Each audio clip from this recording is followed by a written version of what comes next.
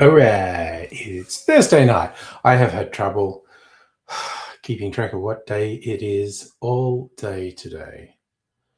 So somewhat of a weird day at work. Because my boss is going away on holidays and I kept thinking it was Friday and I forgot the Home for the Elderly debut, well, because I was desperately trying to get stuff done. But it is what it is. Speaking of Home for the Lady, how are you doing, Charlie? And Madam Butterfly, how are you? Also, exciting news, I got cocktail kit today. First one I've ordered in a while. Hello, Heine. So I'm going to make a video of that. It's a version of a porn star martini, but with interesting ingredients. And also exciting to me, I happened to go into a Dan's and they had just an in-store clearance. This High West bourbon. Where's it from?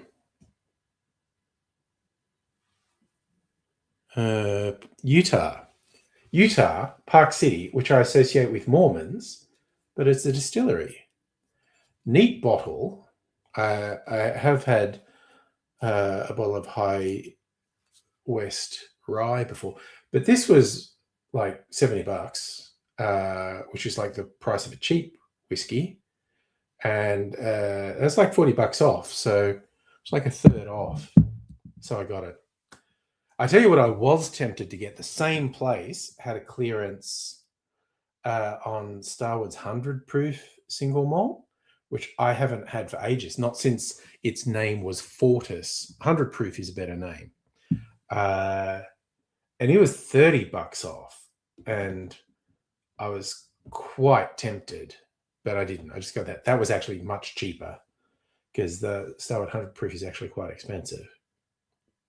So, yeah. Recognized as someone both in Bound and Showgirls. There you go. Anyway, I'm going to set up and do this porn star martini variation.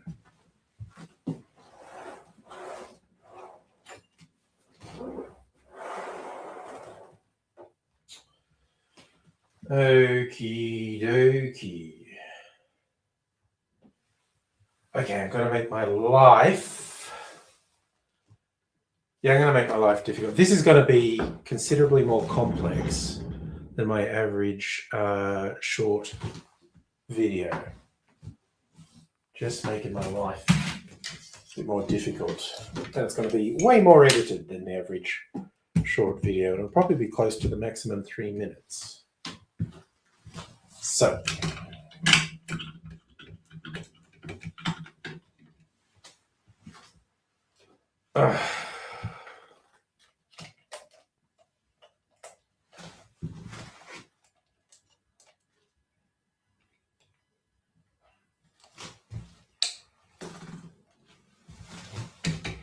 Heidi, I reckon Showgirls is an underrated movie. She's also in Face Off. She's a bit more peripheral role in Face Off. Not a lot of women getting prominent roles in that movie. Right, where did I put my audio recorder? I hid it under my smoker. That was weird of me.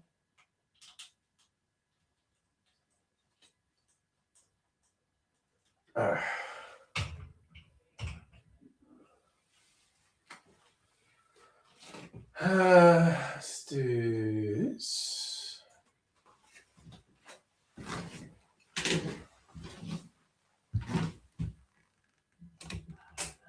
I want to see the box in here, so let's go a bit wider. No, that's narrower. Let's go a bit wider. I want to see the box. And we can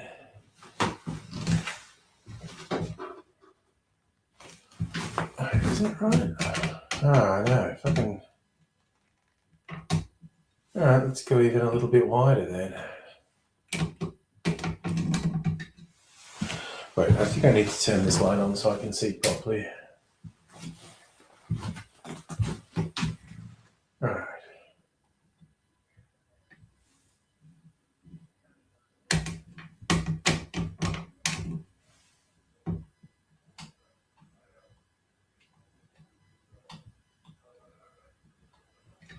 Okay. That's looking fine and dandy.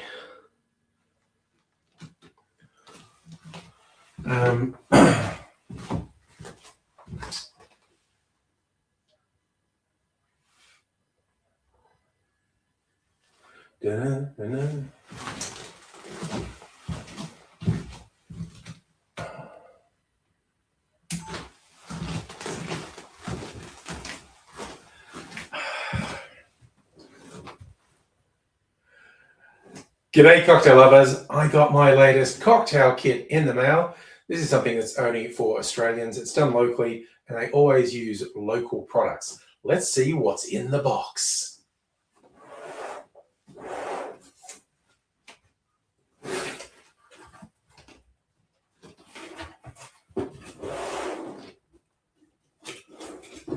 Actually, I'm going to try that again. Don't think this is going to work. So fussing around for no reason, probably.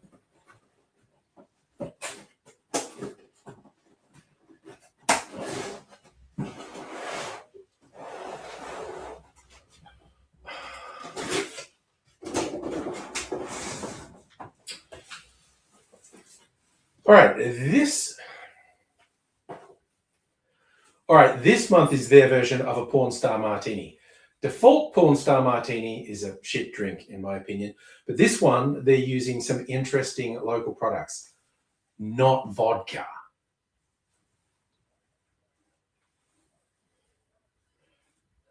These are from the King Island Distillery in Bass Strait, and it's got moonshine, Martha's Moonshine, which is a barley-based spirit, which they promise has more character than your average white spirit.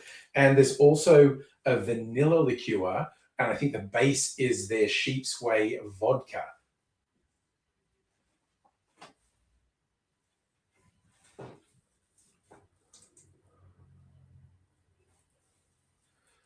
I always say vodka's bullshit, but where it comes in handy is an alcohol base to carry some other flavors.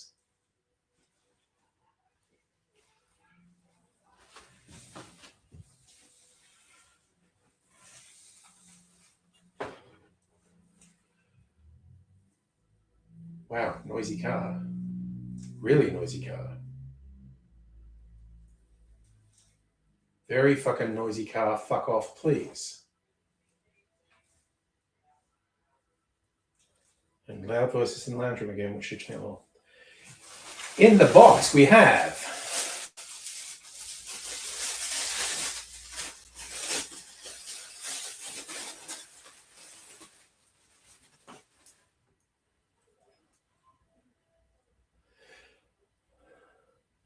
the Martha's Moonshine in a fun little jug.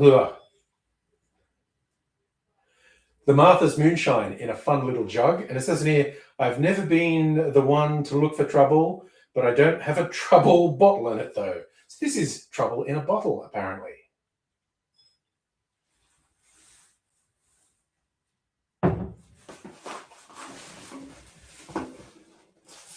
This one's a bit easier to unwrap. This is the Vanilla Way liqueur. The whiskey. Fuck, shit. This one's a bit easier to unwrap. The Vanilla Way liqueur. Interesting packaging again. The spirit that they base this off is actually distilled from the whey left over from making sheep's milk. So it's got an interesting sort of silky mouthfeel. I have actually tasted their Sheep's Way vodka. So far as vodka goes, it's interesting.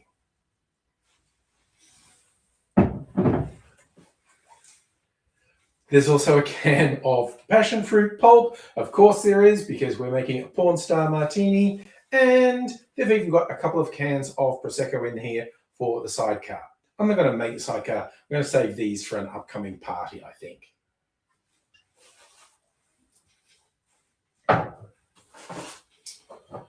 Okay.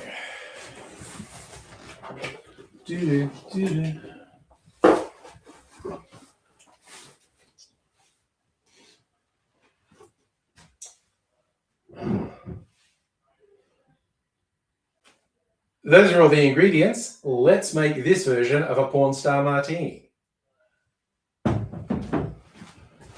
Okay, now stop, pause.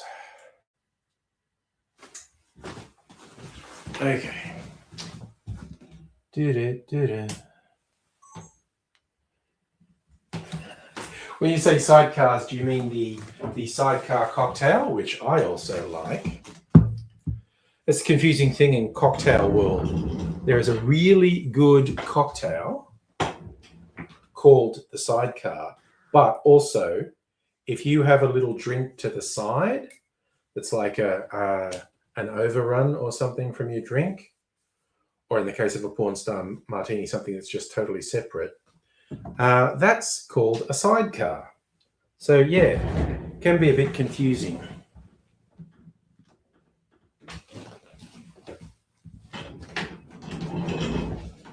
All right, gotta get this wax seal off. It's always a pain in the ass. Wait, is that a little thready thing that's supposed to help me? It looks like maybe it is, but no, it was an illusion. No, a chaser is a shot that you knock back as a shot.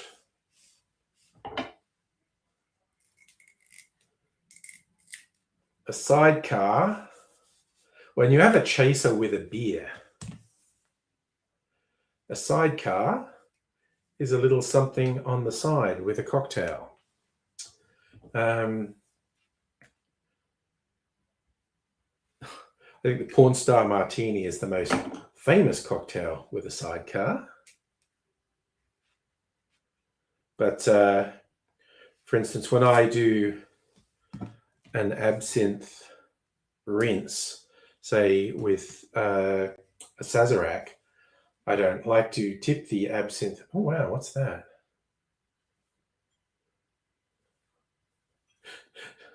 It's like a gob of something in there. Oh, it breaks up when I shake it.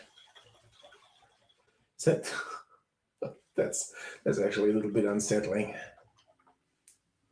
Hey Celtic.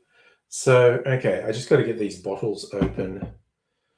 I've got to break the bloody seal on. Okay, wow, this one where the plastic seal actually works.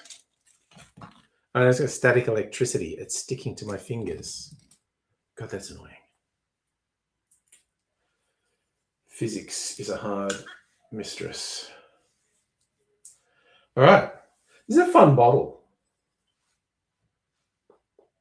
Got to decide if I'm going to keep this. Super Premium Spirit is an adventurous addition to any drink, long mixer, or cocktail creation. Not all who wander in the night are lost. I have an idea for this, actually, after I make this cocktail. Safa, overnight super crane making whiny noise at the train station 2 streets away. Ah.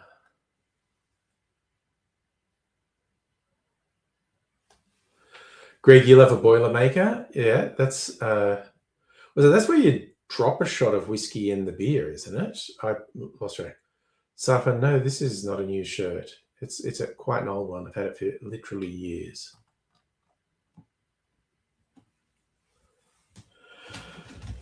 Okay, so now I've got these open. I just realized I left something I need in the fridge.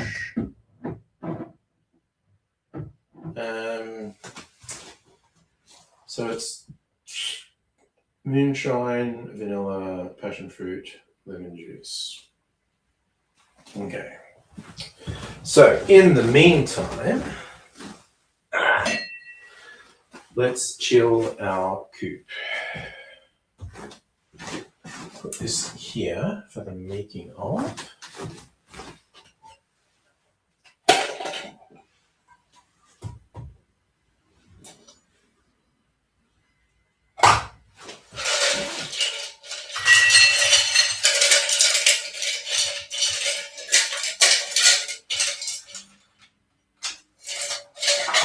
Alright.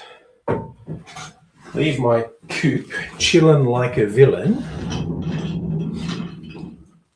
And I'll be back in a minute.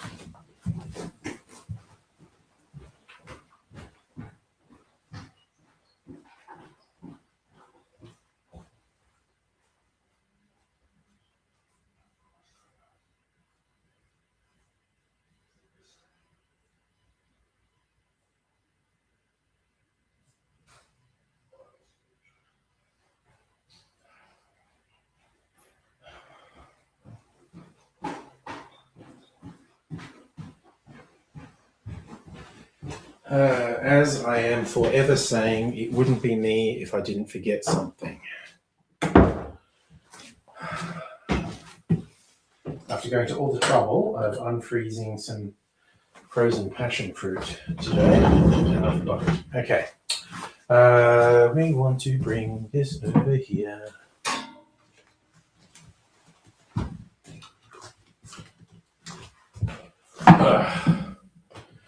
Put that down there.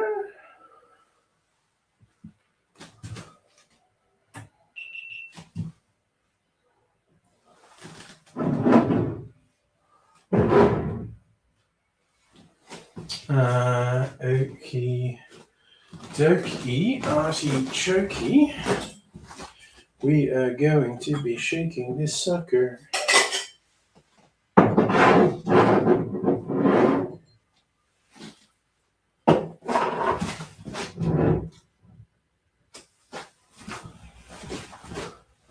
Now, just while I'm at it, let's take the lids off. Oh my god. Stopper doesn't want to come out. Fuck me. Well, I'm glad I did this before I started shooting the video. What the fuck? Honestly. Sorry. Just going to switch that off for a while. I'm going to sit down and chat while I try and get this goddamn stopper out because it doesn't want to come out.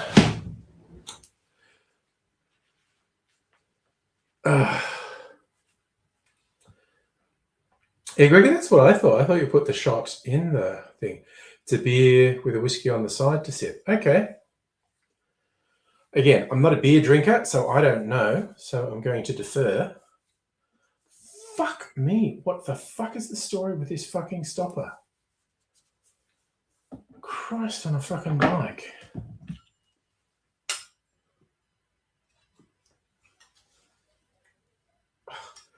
Yeah, it's probably not going to work. Jesus fucking Christ. I'm going to have to put a different stopper in this fucking... If and when I ever get this fucking thing out. Shit.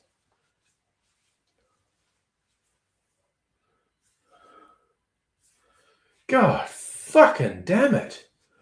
Like, I am not making any headway with this. Christ, I've got it to lift the tiniest amount.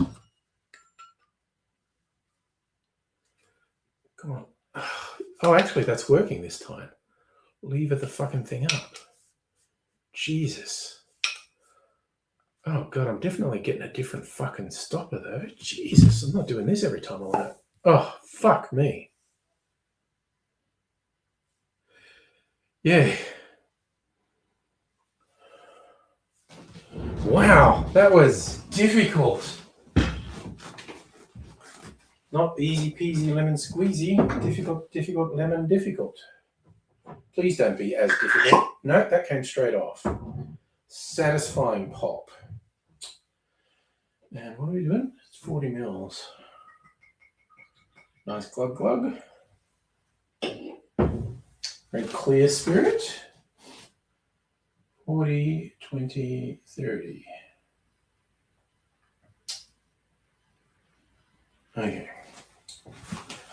All right. Take fucking 2.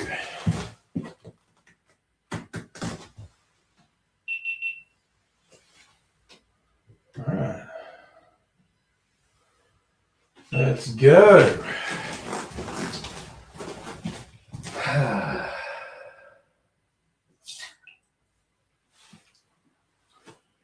Is it 20? Just do a heavy 15 mils on this.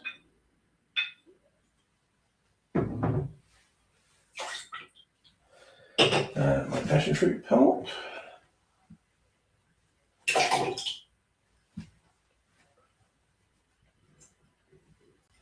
Forget. Just around a bar spoon of lemon juice.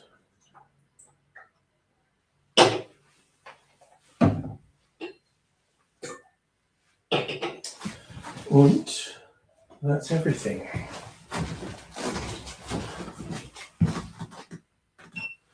Just remembering I need my fine strainer, which is hiding out over here.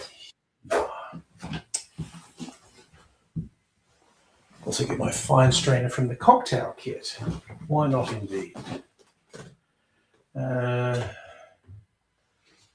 Right. This. There.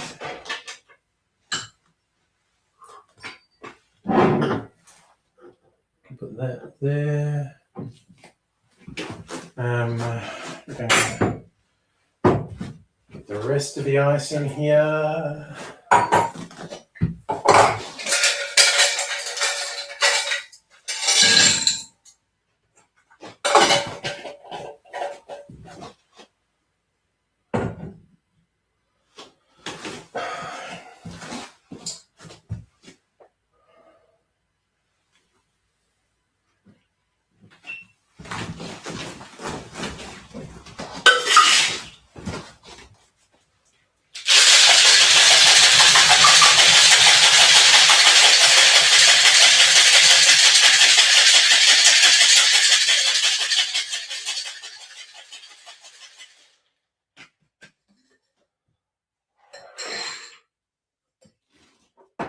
Let's see how this goes. Is this gonna be too pulpy to pour smoothly?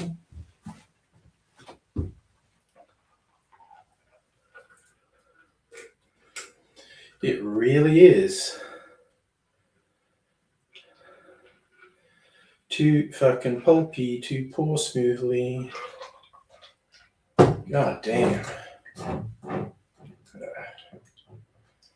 I think I gotta open the gate. Okay. Oh Christ, this is a fucking challenge and a half. Fuck me. Won't be showing this. Oh, I know what I fucking need to do.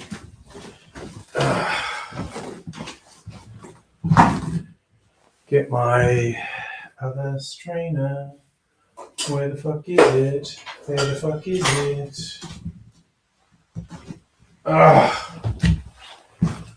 I think this will work better.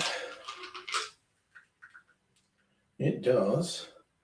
Still a fucking challenge though. God damn, that is some pulpy shit going on there. You know what? Fuck it, that's just going in. Oh. This is ugly behind the scenes business that you're being witness to.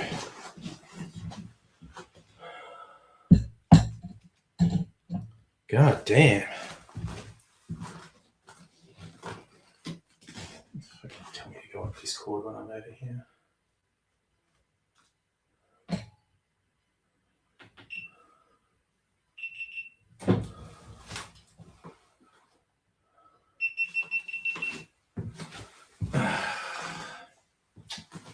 Now,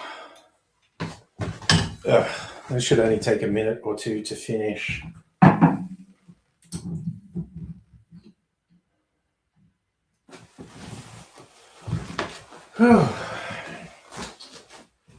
Yes.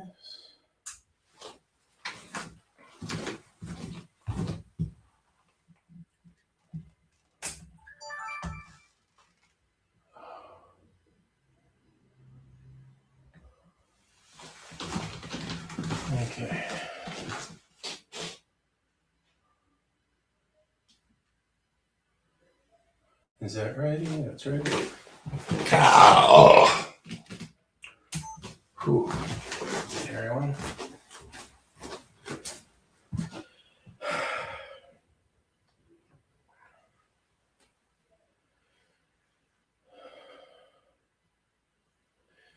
In a shaker, I'm putting 40 mils or 1 1/3 ounces of the moonshine, then 20 mils or 2/3 of an ounce of the vanilla liqueur, then 30 mils of, Jesus Christ, stumble, stumble, stumble, take fucking 2.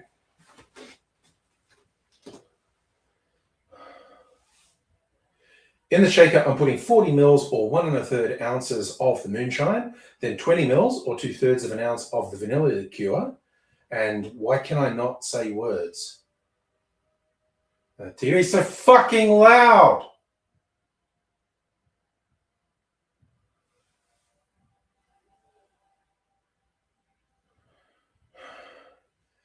This is shitting me up the fucking wall now. In a shaker, put 40 mils or 2. Oh, Jesus. Cunting Christ.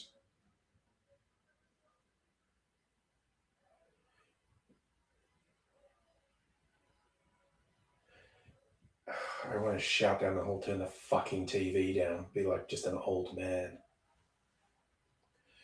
In a shaker, putting 40. Oh, fuck me. I just keep getting distracted now. In a shaker, putting 40 mils or 1 1/3 ounces of the moonshine, then 20 mils or 2/3 of an ounce of the vanilla. No, it wasn't. I am going to punch a fucking wall in a minute. In a shaker, I'm putting 40 mils or 1 1/3 ounces of the moon. I can't say words. I'm disappearing down a fucking spiral. In a shaker, I'm putting 1 1/3 ounce. Oh.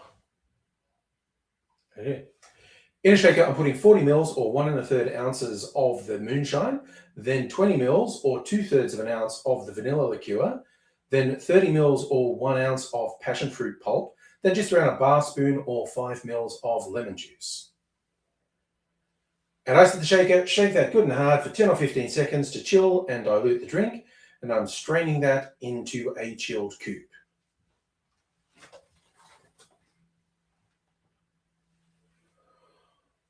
Wowzers, that took a while to fine strain, very poppy. It's a really vibrant color. You know what I want to do before I taste this?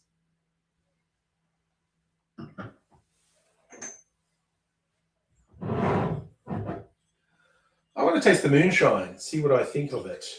So just a little sip.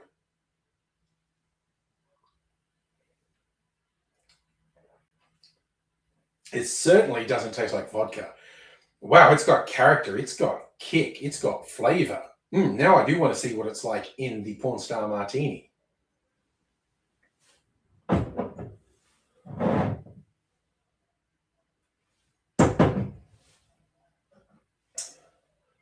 Let's give this a taste.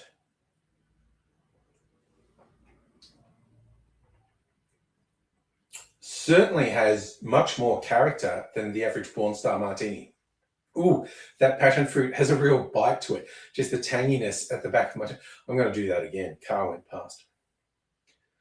Let's give this a taste. Certainly has more character than the average Porn Star Martini. And well, that passion fruit pulp has a real bite. It's really tangy. And it took a hell of a long time to fine strain this. I might add very pulpy, but it's come out really well. I'll tell you what, that moonshine, it is subdued into the mix. It's not overpowering it, but straight, it's only 40% ABV. But I think because it's unaged, it's got a real kick. It's got a kick like a much higher proof whiskey would have. So I'm going to think of some interesting things to do with that down the line. But for now, I'm going to sit down with this version of a Porn Star Martini, a drink that's usually kryptonite to me. It's like, ugh, no, please, garbage drink. But this is pretty good. I'm enjoying it. Hope you're enjoying yourself wherever you are. Until I see you again, I'll say cheers. That was so fucking painful. I've got the shits at so many things right now. Oh, fuck me sideways. Okay, a little mental note. Don't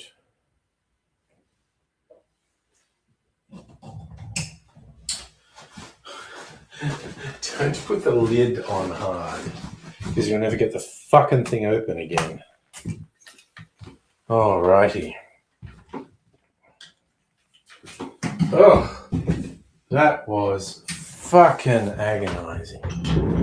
Honestly. Oh my god, I've got the shit so much now. Don't turn off their show, Charlie. Oh my god.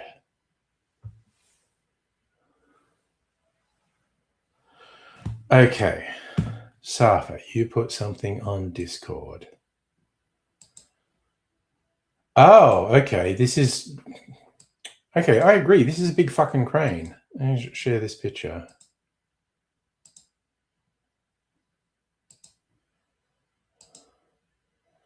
Look at that beast of a thing. It looks fucking huge. Yeah, I would expect that's making a lot of noise if they're operating it at night. Damn.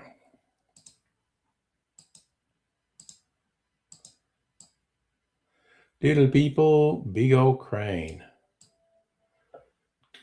God damn. God, just the logistics of machines like that. Quite freaky. New platform and underpass. Oh yeah, they're doing a lot of that around the Melbourne suburbs, getting rid of level crossings.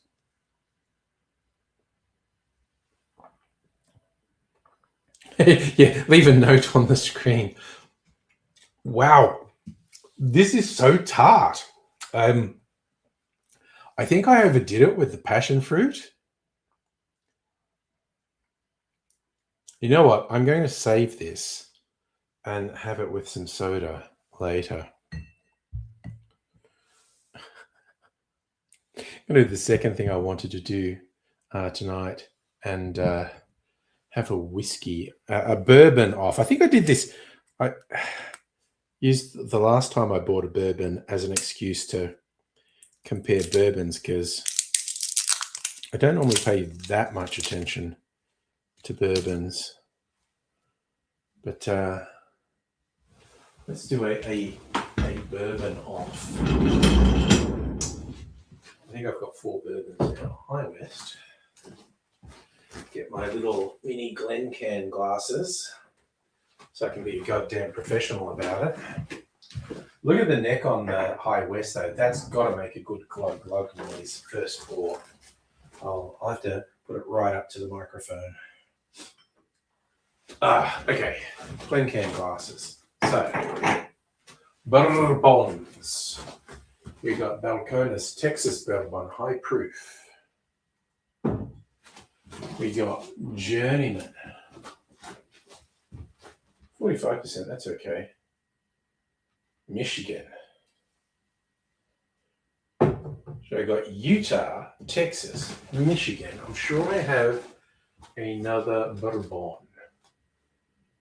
Did I put it here, or is it still in the cupboard? I thought I put it out here. Oh yeah, there it is. Long Branch. Wild Turkey. So that's Kentucky. All right. 3 very different bourbons. Kentucky, Michigan, Texas, and Utah. All right. See which one I like the most. And I bet I can't come out with even semi-intelligent tasting notes. Texas. Texas is the dark one. That'll do. And finally, High West. Look, because this is new, I've got to pour it right over by the microphone. See how much glug glug action we can get. I mean, that's pretty satisfying too. See, that makes me feel better now. that really satisfying pop, taking the stopper out for the first time. And the glug glug. Looks as yellow as the stuff on my shirt. So I'm going to start with the new one that I've never had.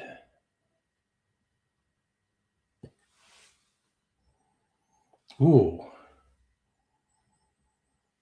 See, I'm so bad with the tasting notes. What is it? It smells like something. Butterscotch?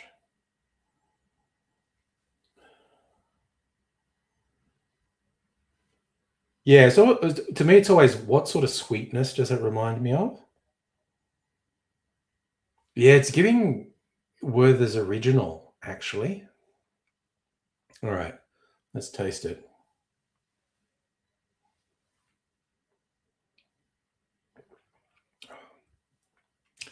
Much more like honey on the tongue. Wow, this is really nice, actually. Damn, that's good. This is a blended bourbon. Damn, that is really good. Of course, they still make Werther's Originals. Wow, okay. Fan of that. That's right, I think it's like 45%. 46%. Man, okay, that's going to go good in cocktails.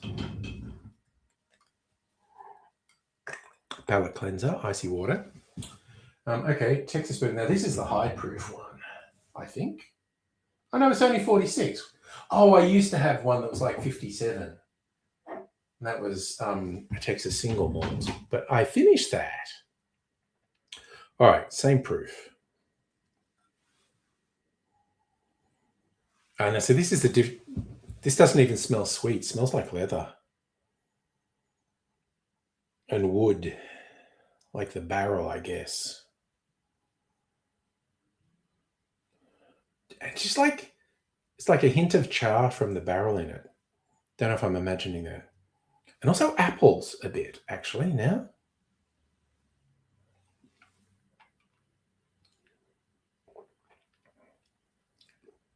Oh, that's almost pineapple-y. That's so fruity. And chocolatey. Ooh, that's good in a different way. I think the High West is smoother drinking. The Balcones has a bit more kick. Okay, take 3. The Michigan bourbon. Wait, what's the proof on this one? 45%. So these three are very similar. Long Branch is only 40%. Werther's on special at Coles. Nice. This is so much more subtle on the aroma. Ooh. So it's almost like wet wood.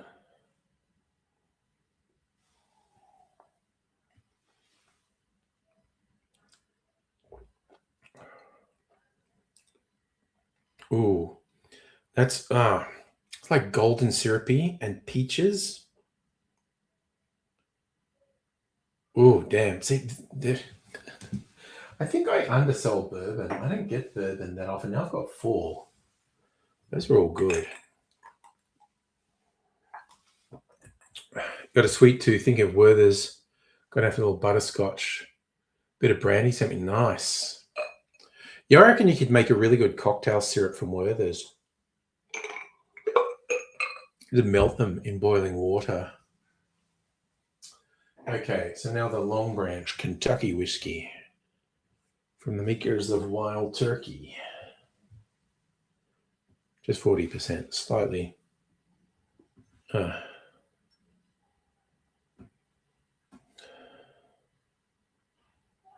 This is another one that kind of, it's reminding me of leather, like in a good way.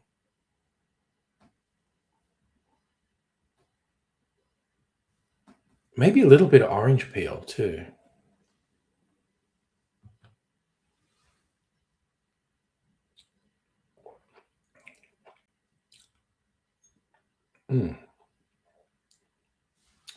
It's not bad. I like those, man. They're all good in their own way. All right, now they're all going to go in an old-fashioned. Boozy but yum, what you just made. Noish. I was just thinking, like, 100 grams of Werther's in 100 mils of water, simmer it in a pot on the stove till the Werther's had completely dissolved. That was... you'd make a good old-fashioned with that syrup, I think. All right. Speaking of old-fashions... No, I'm going to put a bit of vanilla. Oh, I just made up a new thing. That's another thing I was potentially going to do tonight, or maybe tomorrow night. Make another round of my liqueur, because I got a new round of my syrup. Put that in. Oh my god, this stuff is so fucking good. Oh. All right. How much? Okay, I got a text message. What's that all about? Do this.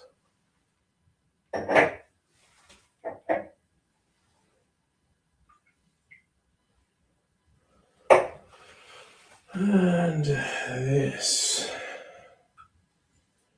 Oh yeah, that's not excessive. Okay. Bourbon blend old-fashioned. Let's do some bitters while I'm up here.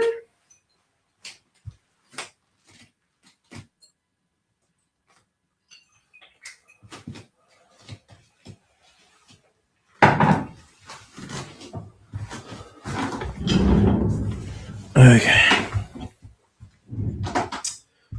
Now I better see what this text message was. Yes, okay. Mrs. Angry wants a sip of the porn star martini. I'm just going to take it out to her. Wait a sec.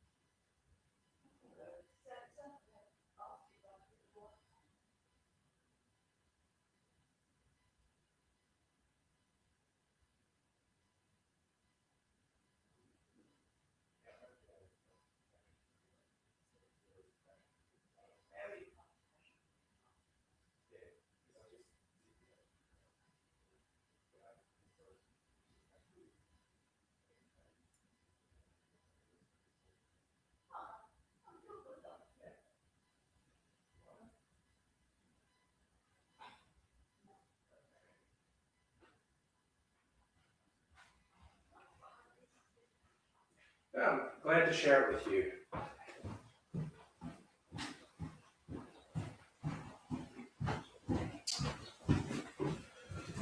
Okay, the passion fruit martini, porn star martini, gets a thumbs up from Mrs. Angry.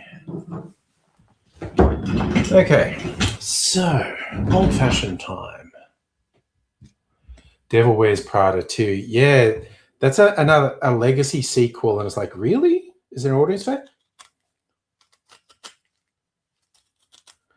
I think you could make the case that Devil Wears Prada is an underrated film.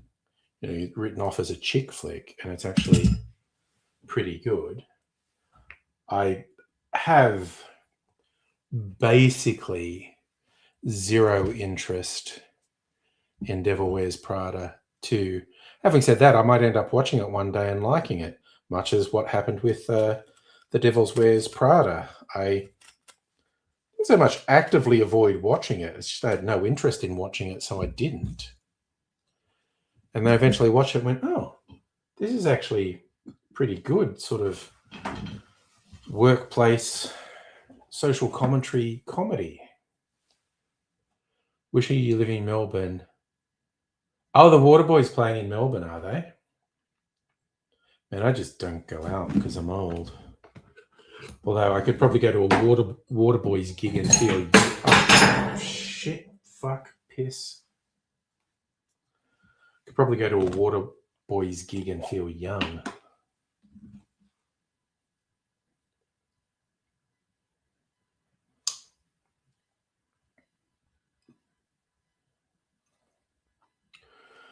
Oh, whoops. I accidentally ended up with 3 cherries.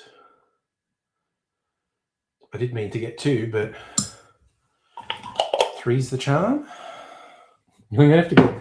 Wow, I have to go and get some cherries. It's a long way from running out. This shit sneaks up on you. One day, I'll just be without cherries. But the same place that sells the cherries at the best price sells green and yellow chartreuse, so I can get backup bottles of that too.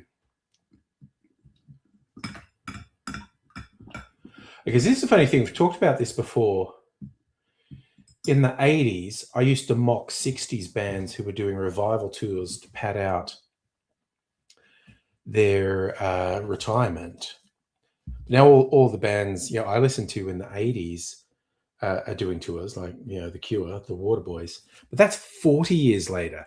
That is, think of me in the 80s, someone who was big in the 1940s wanting to do a tour. It's not a one-for-one comparison because of the radical changes in music that happened in the 50s and 60s. But it's still, to me at least, a quite surreal juxtaposition. And geez, I used to shit on the 60s bands. So it's like on principle, I don't go and see 80s or 90s bands. I know, it makes no sense. Like, I feel like music has hardly changed between 2006 and now. But the music between the 80s and the 60s is radically different. And the tipping point was punk. I think there's like 3 phases of music going through the 20th century to now. There's pre-rock and roll,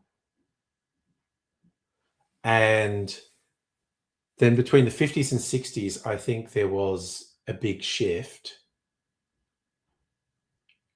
And then punk was another radical shift.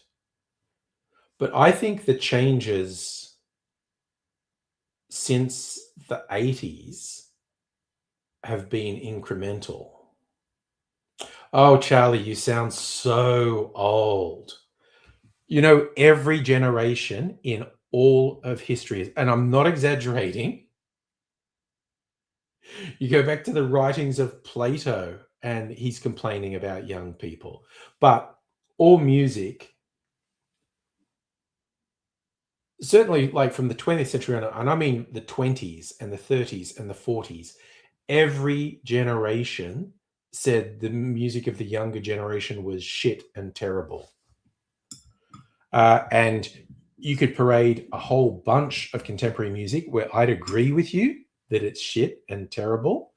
But I reckon there's as much good music around now as there ever has been.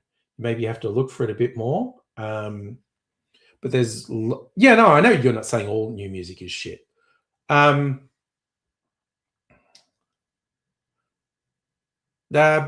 disposable's not a positive word, though.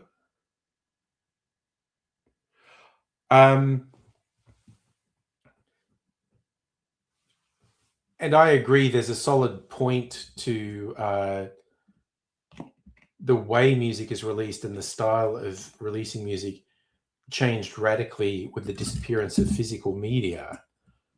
But that's not an intrinsically bad thing.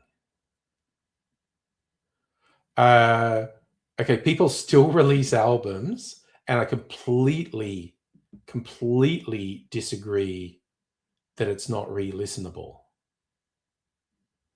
As there's a bunch of contemporary music I re-listen to quite regularly. Well, here's the thing, Charlie. You're saying if it wears out a new months, that might be a you thing. And again, that's not actually a criticism of you, but the sheer onslaught of media. It's not just music, it's media.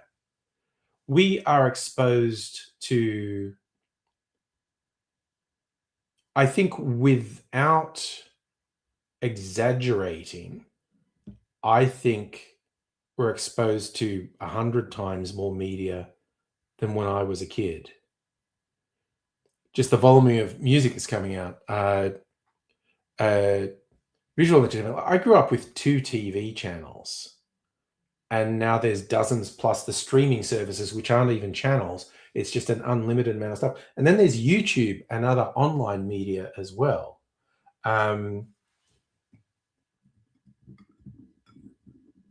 So even the old Pink Floyd song From the Wall, making fun of the US having too many channels, because the UK had 1 or 2 channels when Pink Floyd released that album. And there's a line, there's 16 channels of shit on the TV to choose from. Saying 16 is a lot. There are literally, again, it doesn't even count, but they're like, you know, through the different cable services, you go like, there's hundreds of channels. And with the streaming services, again, it's just an unending stream of stuff. So I think it's what you might not be taking into account, Charlie, is it's not just the music. It's a fucking tsunami of content, as much as there's a derogatory element to that. We just experience it differently now.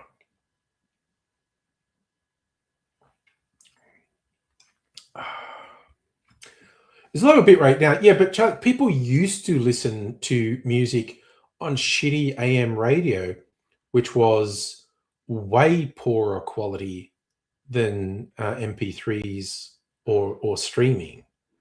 So it's again, it's an easy thing to fall into the then and now, but also forgetting the shortcomings of the then. And not even then, you know, there's a period when albums were still coming out where we were watching music videos on TV and on shitty CRT TVs with shitty little speakers. And there was a massive amount of music that was consumed that way in the 80s and 90s and the 70s, really. So for FM radio was better quality than AM. But again, FM radio only came about late 70s, 80s. And there were decades of radio before that where people were listening to music and just absolute shit quality. And even, you know, the first gramophones were shit quality. You know, you started to get, you know, hi-fi and good quality stuff in the 50s, 60s. Yeah, I wasn't going to speak on FM, but yeah, I would have thought FM was lower quality than MP3. So there's truth in what you're saying, Charlie, but it's not a universal truth. And that's just why I was calling out that when you make a sweeping statement that music's disposable, it's different. Albums haven't been around forever. Music used to only be released as singles in the 50s. You know, albums only started to come up in the 60s and 70s. So the way we consume our media is in constant flux.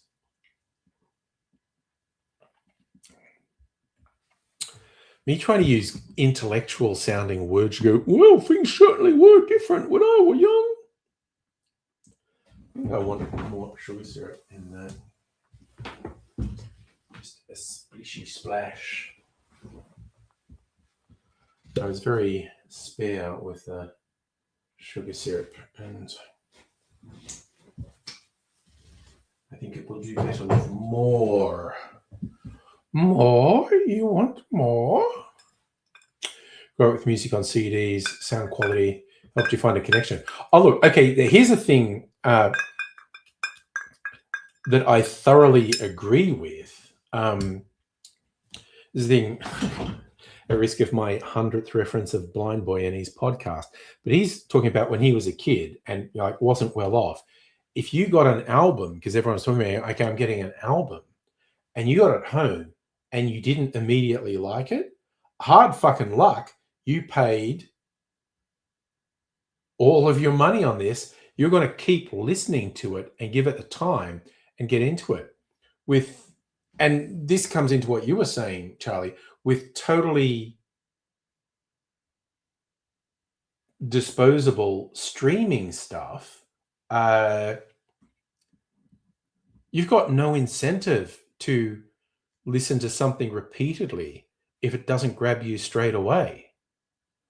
It's just like, I'll just move on to the next thing. And that's what I mean when because I was maybe a bit negative, I said a you problem. I mean, like a me problem, an everyone problem, feeling that music is disposable and you're going to do it. I think that's a personal choice. I think it's much more a personal choice than any objective thing about the music. So the terrain has just changed. And there are some massive negatives like the dude behind Spotify is a steaming pile of shit. And again, the people with all these AI companies that can only exist because stealing the work of original creatives, they're just fucking scum. And they belittle the importance of the artist. And they're actively trying to take people away from that level of immersion because they want constant turnover. But I will go to the heads of these media companies, the heads of streaming companies, the heads of IT companies, the heads of AI companies. They're fucking pieces of shit, pretty much to a person. Like record company people were always fucking filth. Hollywood people, TV people were always fucking filth. I was naive enough to, think in the 90s, 2000s, that the people behind the internet companies and changing the world, they weren't that bad. They are exactly as bad. They're fucking filth.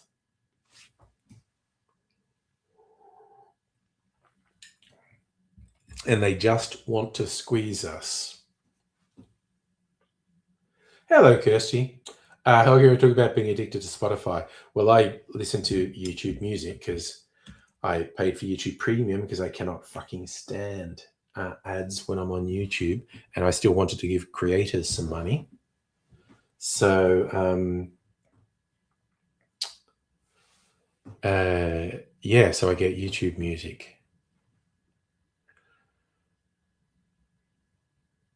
Oh yeah, have you had your surgery now, Kirsty?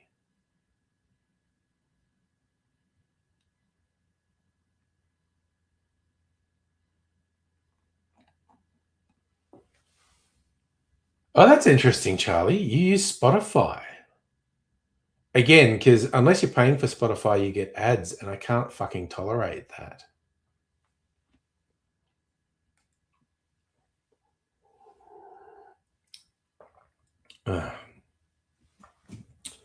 Yeah, no, I'm not a fan of ads and I will pay for something. If they put ads on something that I pay for, I get stabby. Oh, you want to actually, Safi, you were asking about my fancy business lunch from the other day. I took a picture of the menu. So I was on floor 50 at the Rialto. And the serves were very little. They were the tiny things, but there were some canapes. They're oysters, which I don't like, so I didn't have one. And there's a cucumber thing, which was interesting. I had one on. But then they gave us a spanner crab, pickled pear and cucumber jelly. That was okay. Grilled strip loin, as in steak, fire-baked shallot and celeriac puree. I mean, that was nice. Very tender, medium rare, little bit of steak. And then a dessert thing, macadamia namalaka, caramel and genoise sponge, Genoese sponge. And I had to run out. They were doing tea, coffee, and petit fours, but I had to run because I had a meeting with my boss, which I made by 2 minutes. Oh, Pix. Actually, look, I'll put Pix on the Discord. And then I'll share them on screen. I meant to put them on Discord. I forgot to. Let's do it.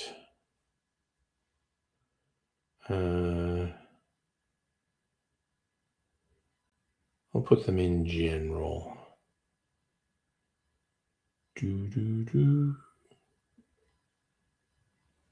And a couple of the views.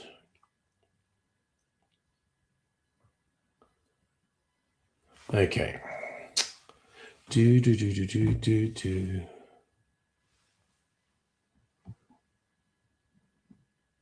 So let's have a look at the Discord. Okay.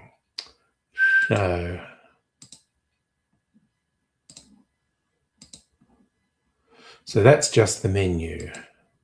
Spanner crab, pickled pear, cucumber jelly, grilled strip loin, fire-baked shallots, celeriac puree, macadamia namalaka, which I've never heard something called that. That's the spanner crab. It's under the jelly was a sheet, so it's under like a sheet of jellies. So that was just like minced up crab. It was pretty good. I forgot to take a picture. Or there was a reason I didn't take a picture of the steak. That's the dessert. You can't really see what it was like, but it was pretty goddamn tasty. It's like a biscuit under that caramel and whatever the hell those crunchy things were on top. And that's the view. See the Yarras down there? Eureka Tower.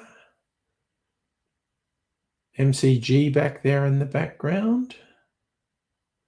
There's the view in one direction, and the view in the other direction towards the bay. There's the bay. There's Jeff's shed. The Yarra again. But yeah, we're in 50 floors up, man.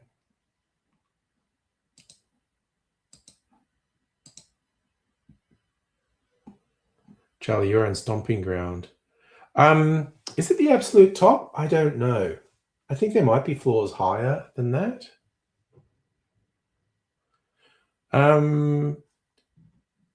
For the population, the Melbourne CBD, I agree, is quite compact, Safa. Charlie, missing Melbourne. I do like living here. We've been here, this will be the 29th year. Fuck me, I've been here a long time.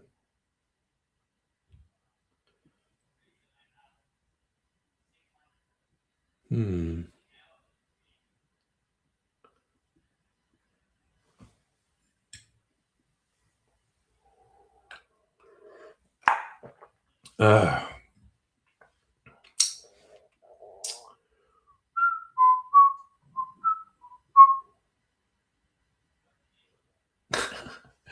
question. So from Safa, Rays, who was in Perth first? Sorry, Charlie, who was in Perth first? You or Rays? Perth's fine. No, I see you feeling Melbourne's home, but it's not yours. Did I not say Safa? I had a light and easy mac and cheese with sausages. Simple but yummy. And had light and easy. No, actually, I didn't have light and easy for lunch. I had these steamed chicken buns I got from the supermarket. I buy stuff when it's on clearance. Oh, Charlie, how long? I know broadly when Rays went to Perth. How long ago did you move to Perth?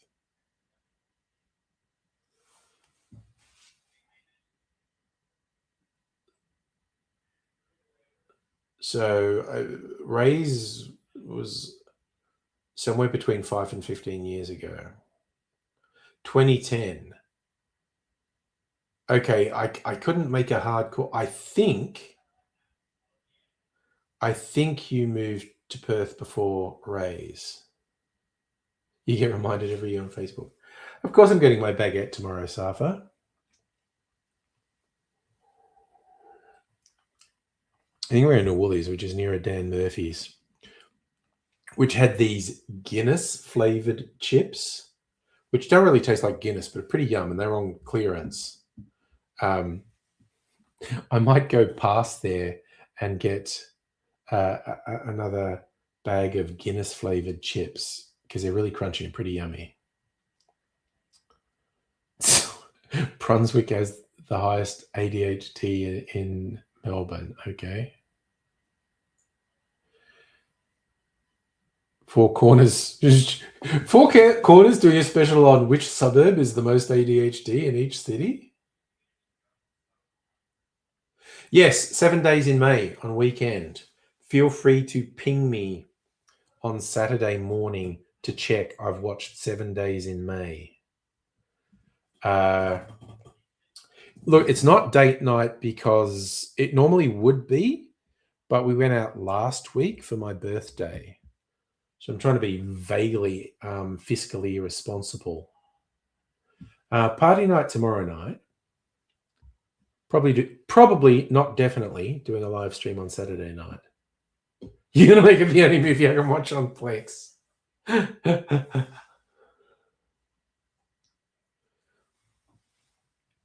No, you just have to send me a message. Cut me off. Do the thing. If I'm not watching it, cut me off and put a message on the screen.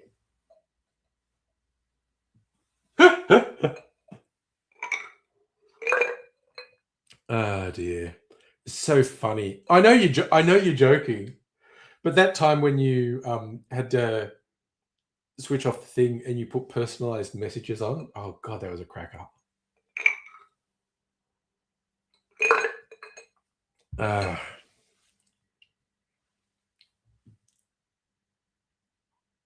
Yes, I was wrong on the internet. Okay, I'm going to have some mineral water and add the dregs of my porn star martini to it because it's too passion fruity. It's so tart. Oh yeah, it's saying Mrs. Angry after turn off. It was very funny. Is this extortion? It was very funny. Getting the personalized message was a hoot.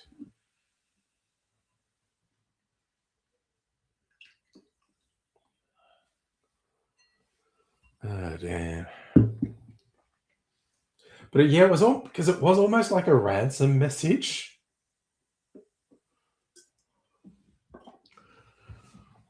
Send the money in a brown paper bag or you can't watch no more of your show.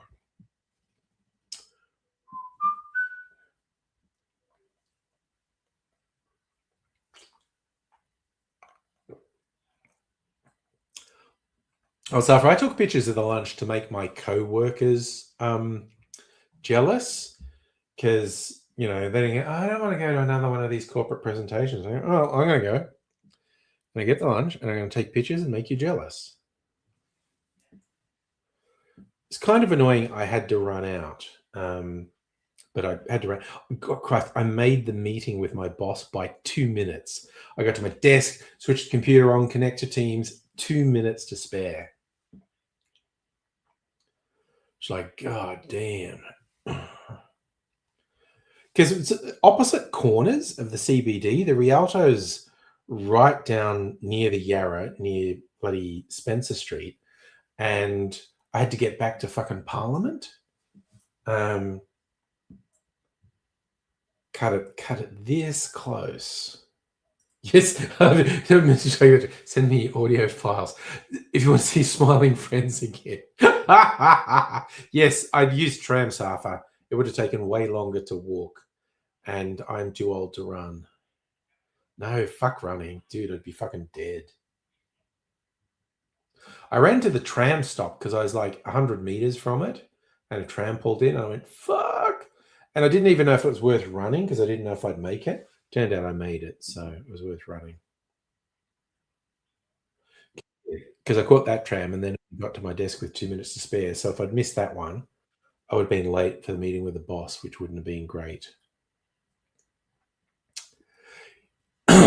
Yeah, so Charlie, I think with the audio file, the trick is remind me. I remember about half the time, or I think of it half the time, send the audio file before I go to bed. But you improve your chances by reminding me at the end of the Sunday night stream, send the audio file before going to bed. Was my boss jealous?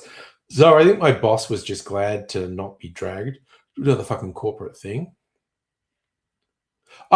See, Charlie, it only takes 5 minutes. It's really quite quick. Well, let's say 10 minutes. I can spare 10 minutes. Yeah, usually I'll be at work on Monday. I mean, I often come home early, but you've got to allow for the possibility I won't. And so I won't be home till like 5 or 6 o'clock. So for the fancy steak, it was quite tasty. It was pretty simple, medium rare, leaning towards the rare side. Speaking of love machines, here comes Ray's. Oh, and there was a topic of conversation earlier, Ray's. What year did you move to Perth?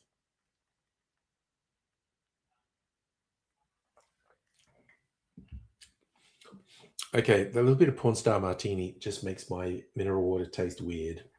But that's okay. I'll soldier on. Oh, okay. The legit reason I didn't take the steak pic, Safa, I was the only one taking pictures of the food because, I don't know, the rest of them didn't want to taunt people with what they were having.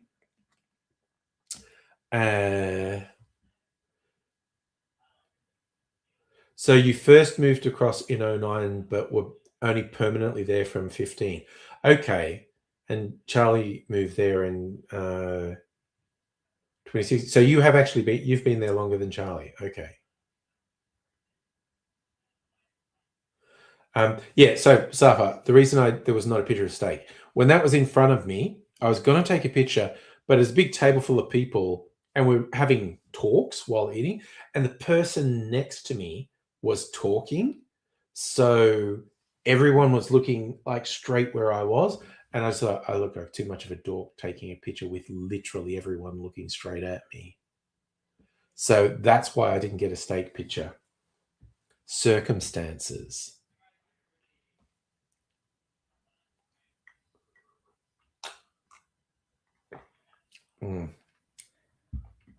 I felt like enough of a dork that I was the only one that was taking the pictures anyway. Oh, the stream name? Okay, this is old school internet stuff. Does it raise? Depends. Your address was here, but you're always trying to avoid people who wanted to talk to you, so you went back and forth a lot. Okay. Scratch my arm, now it's bleeding. Damn. Okay, so it is actually, today is International Pixel-Stained Techno-Peasant Day. This dates back, 20 years, maybe 10, 20 years, maybe longer. Some a writer got upset the fact that some people were putting their content on the internet free, like quality writing, putting it on the internet for free. And he was very angry about it. He was calling people webscabs. And he thought it was undermining professional writing, that people were putting their writing on the internet for free. And used the name, call them Pixel-Stained Techno-Peasants, which I think goes back to the printing press, someone calling people ink-stained peasants or something. But of course, a bunch of writers who were putting some of their writing online for free, notably Cory Doctorow, embraced it and said, yes, I'm a pixel-stained Techno-Peasant. And Pixel-Stained Techno-Peasant Day is a day where it's a call for people to put their professional quality writing on the internet for free. I'm doing my professional quality talking on the internet for free.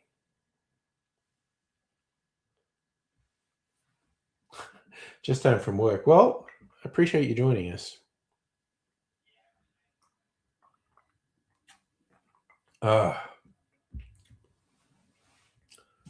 It's interesting. I thought I might like the mineral water better with that additional bit of flavor. It's not bad, but I think I prefer it without the additional flavor. Yes, Race. This is my professional quality talking going on here. But I'm giving it away. I like it. Well, see, I'm not a hoe if I'm giving it away, am I? I'm just a slut. I'm a speaking slut. I am very promiscuous with my creation of videos for the internet. Just slutting it around, wanting everyone to get a piece of me. Phrases I didn't know I'd be using tonight, but here we are.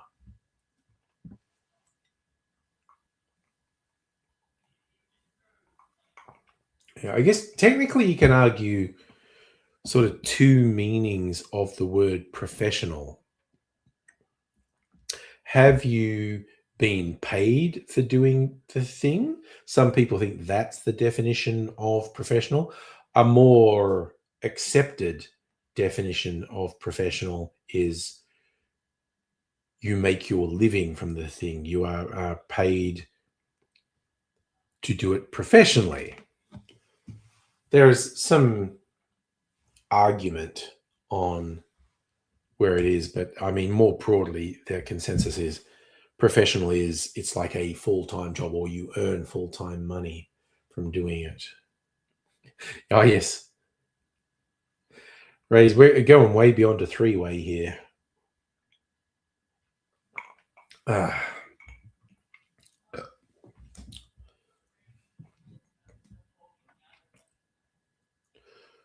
Damn. So, yeah, God. Geez, I had a fucking stressful day at work today. The morning was all this bureaucratic shit because I've got some bureaucratic shit coming up that I had to be ready for. And yeah, then I had to get some stuff done in the afternoon because my boss is leaving 4 weeks. And so I had to make the boss confident that I was on top of some things. So, and then I fucking forgot that Charlie was doing the premiere of the Home for the Elderly video and only came in halfway through when I'd fucking forgotten what day of the week it was. I was like, oh shit, it's 5:30. Oh shit, Charlie would have started the thing half an hour ago. I'm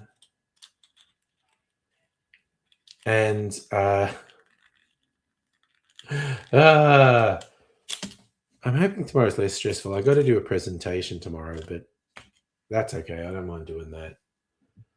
I'm hoping tomorrow's a bit more chill. You say professional is a fancy word for bribe worthy. I wish someone would give me a bribe, honestly. Well, which Love Machine song are we talking about? I don't even know what it is. Yeah, luckily it was a long video, so I still got to see half an hour of it.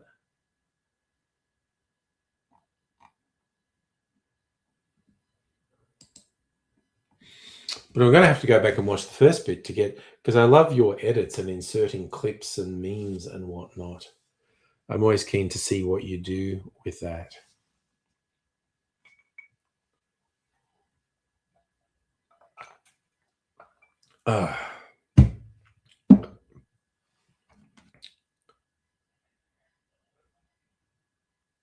Oh, yes. I've seen the whole thing intro because you shared it with me on Discord.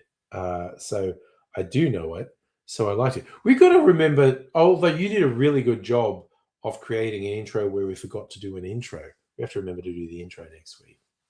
We're going to watch it later. Buy a new bag. You've had a bag since 2005. Yeah, 20 plus years. That's longer than the average bag lasts, most definitely. I've got like my shoulder bag. I have like it's got metal detachable shoulder strap, and the clip's metal, and the thing clips onto his metal. And I just noticed it's fucking worn halfway through, and I go, okay, at some point I've got to get a new bag, because otherwise it'll take me by surprise one day. The metal will wear all the way through and it'll just go ka-chunk. I've had that happen with bags before. Oh yeah, yeah. You kept the whole thing with me talking about the J ward, which is fun. It's just like, so you kept in a couple of minutes of rambling at the start, which I loved. Like people who just come in to watch the Laserdisc go like, these guys aren't talking about laser discs. Why aren't they talking about laser discs? It was really good. What? Dude, banter. I fucking love banter, man. Let's do banter.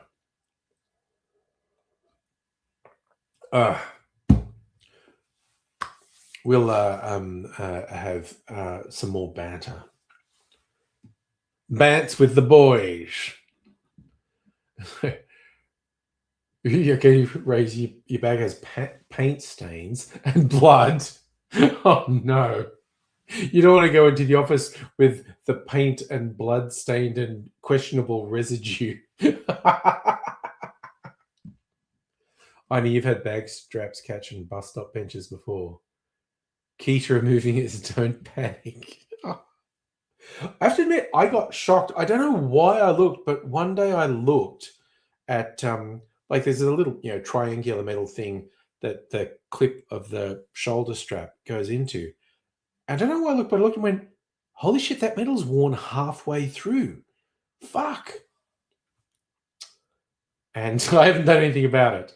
So yeah, I don't even know how old this bag is, but it's fucking old. I used to like hard briefcases because I'd fucking smash them into people's knees if they wouldn't get out of my way. But yeah, my current one, which I've had for ages, is a soft vinyl bag, just because it's a good size, got a shoulder strap, can keep a laptop in it, all that sort of shenanigans. But there is something to be said for having a hard briefcase and smashing into people's knees when they won't get out of your fucking way. Rays, I love good news, mate. I always want to hear good news. The world needs more good news.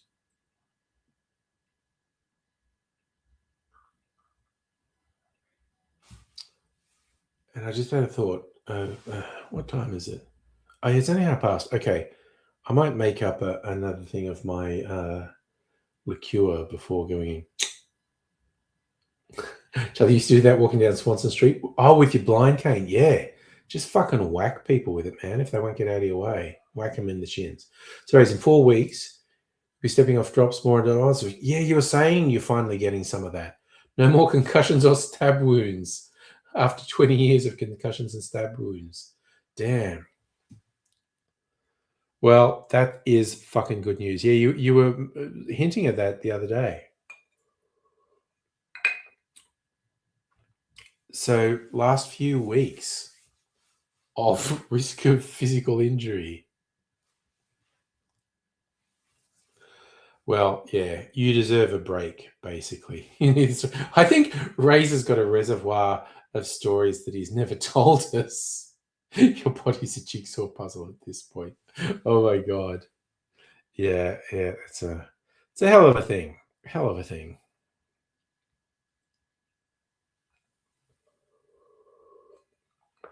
I think I'm going to finish this. And then I'm going to dash out to the kitchen and get a funnel and a measuring jug. Body is a wonderland. Love that you went there at that point. Too many to tell. Oh yeah.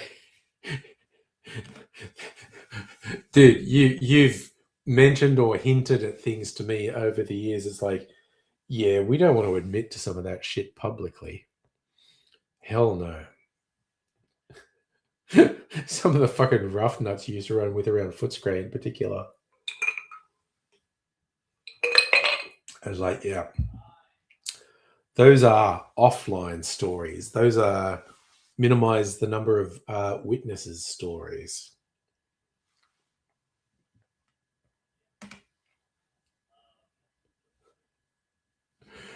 Oh god.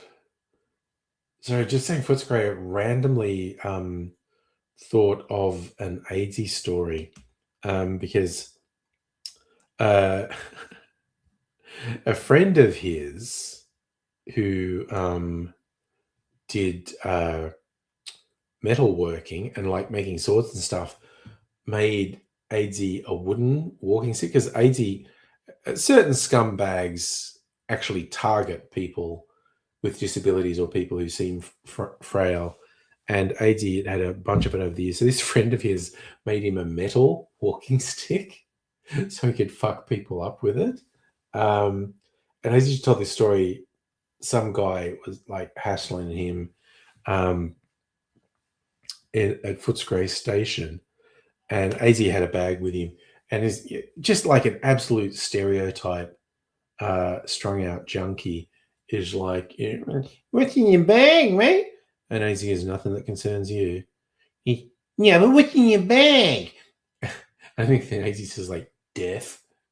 He goes, and the guy takes a swing at AZ, and AZ just lashes out with this metal cane and hits the guy in the head and basically knocks him out. I don't think he was completely unconscious, but he like fucked him up and he's on the ground. And I think some cops had just come onto the platform to see AZ knock this guy the fuck on his ass.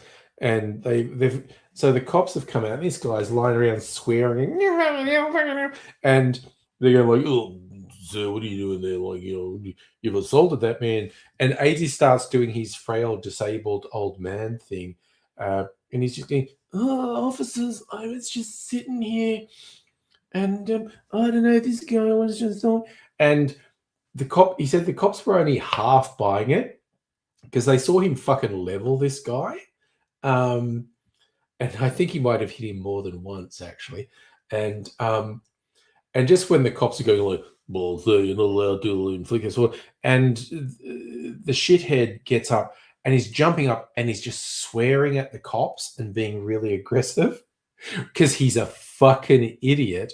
Like he was like this close to AZ being blamed for excessive force, and then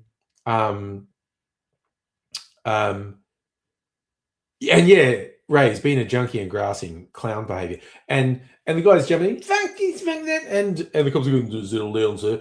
And so then this guy directs all this hostility and swearing at the cops, which instantly puts all the cop focus on him and not on AZ. And so AZ just sits there going, oh, I'm just a poor disabled old man. I didn't expect him to fall over when I took his knees out and then smacked him in the fucking head with my metal walking stick. Why do I have a metal walking stick, you ask? Who knows?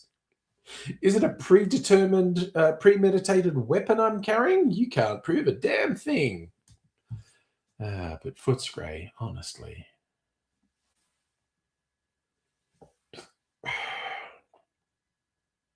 Oh, Rays, I never went to fucking Broadmeadows. Jesus fucking Christ. Sunshine was bad enough.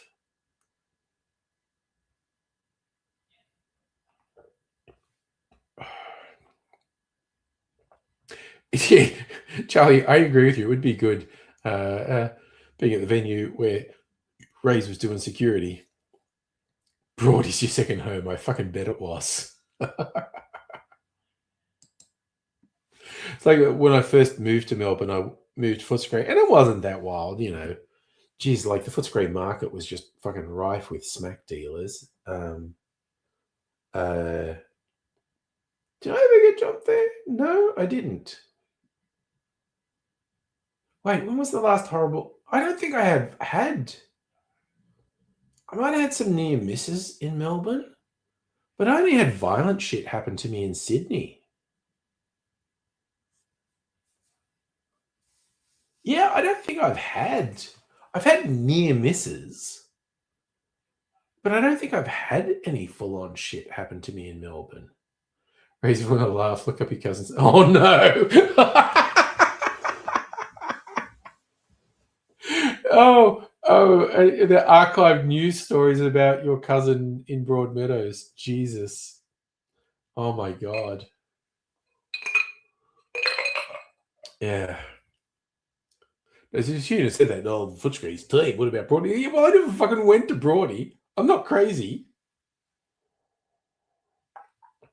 Oh my God. Oh God, you're actually putting his name out there. Holy shit.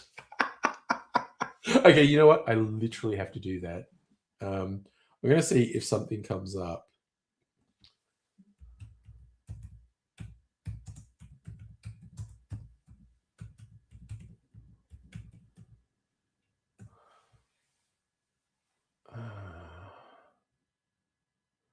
News.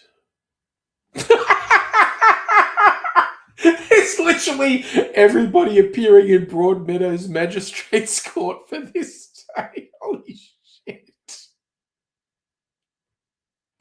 Oh my God.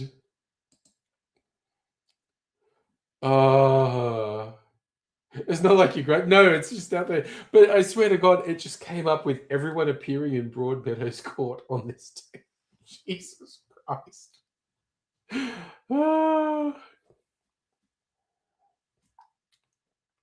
God damn. Okay, you know what I'm going to do just before the end of the stream? I am going to town on the fucking barrels. 2 barrels have stuff in them. I'm going to do a third one, and I actually have an idea for the fourth one, which will be the first time in ages I've had all 4 barrels active, because 2 of them have just got wine in them to keep them going. Okay, but I've got to go get a measuring jug and a funnel. Keep looking and you see what's there most of the time. Oh my God. But I swear to God, the first one that came up, that was just hilarious.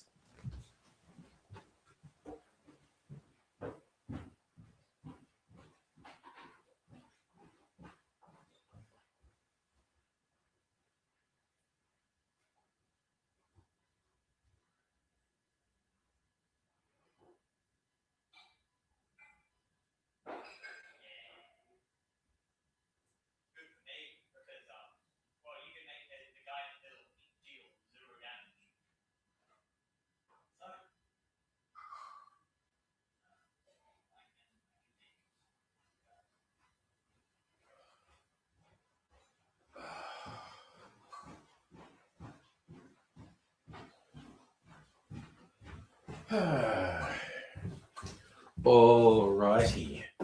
Man, my fucking bar table's a mess at the moment, isn't it?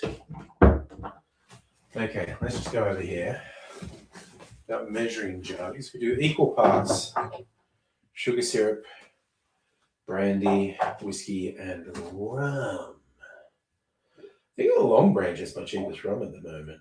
Brandy. Fucking whiskey. Jesus. Okay, but the first thing I would do is empty a barrel. So the port bottle's nearly full. So I'll just pour something into the sherry bottle, even though I don't think it's actually sherry. But that's okay. Right. Okay. Ooh. Geez, I think we had a bit of angel share with this wine. That does not feel very full. Ooh, that's really dark. That is a red wine in there. That was not sherry. That's all the better for flavour. Some peeing ASMR for anyone who's into that sort of thing. I could probably make a lot of money recording this and putting it on the internet.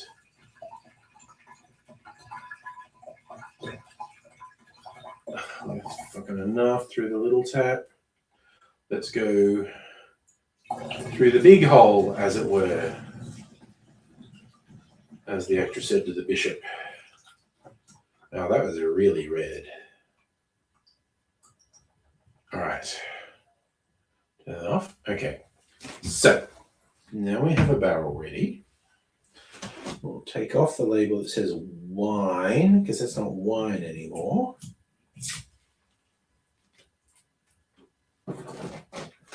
Check that lock cocktail. Okay. Put that in there. Put a lid on that. Oh shit. Okay. New sugar syrup. There we go. 250 mils of this.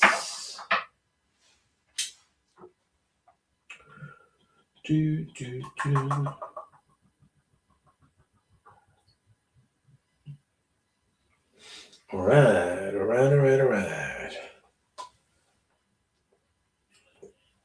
Okay. Now, just got to decide what's going in. Going to do long branch for the whiskey.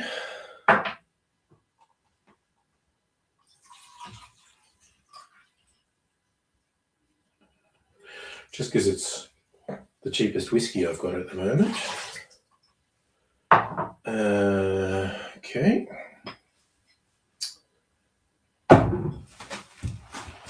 Brandy. Do I have? Yeah, I have some cheap brandies here. This one?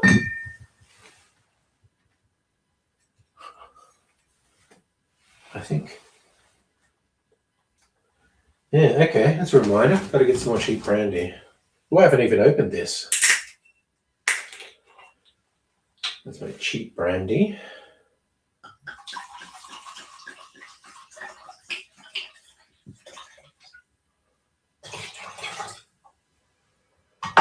All right. Ooh. 700 mils. Okay.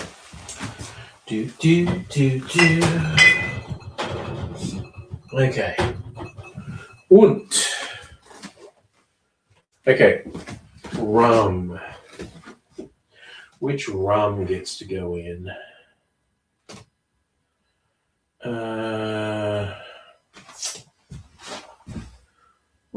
Choice. Oh, my spiced rum, maybe?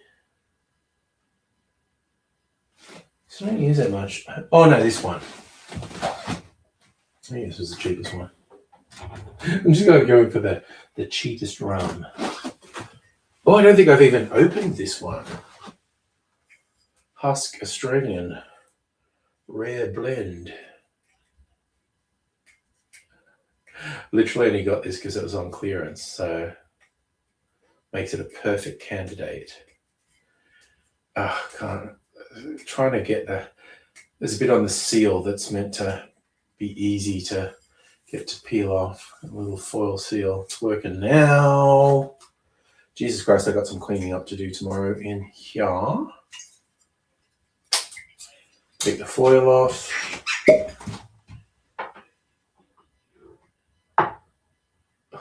You know, honestly, I'm worried my measuring jug's gonna fill up. I'll do the rum separately because it'll all blend in there.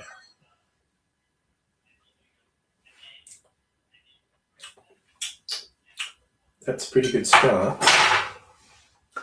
Okay, put this in.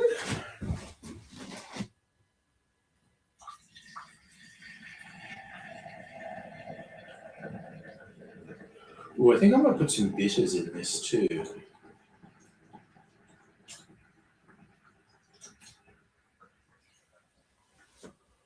All right.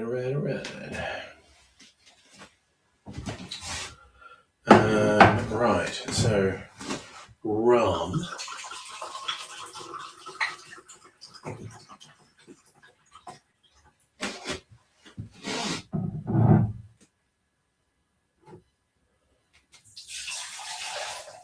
Rinse out the stopper back in that rum. Now, what bitters might we do? Probably should get some more of this tiki bitters. I don't think there's much left in here.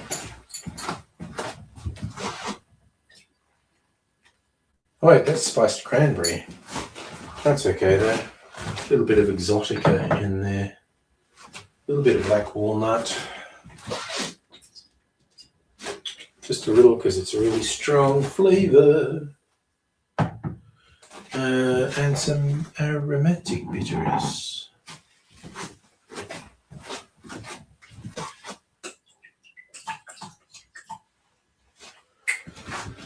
And I don't know, for shits and gigs, some orange bitters.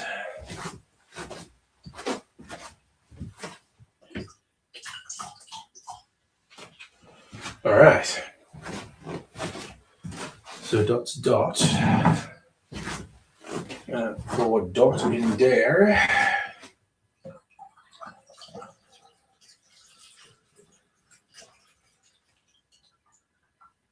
All right. And a litre of liqueur in there. Put the stopper in.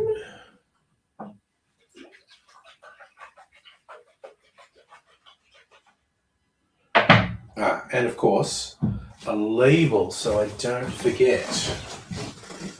Let's get the label maker. Man, a lot of cleaning up to do here tomorrow. Ooh, god damn, you want to move the Harley to America? By God, it'd probably be cheaper to buy a new Harley in the US, honestly. Or I'd say that, I don't know.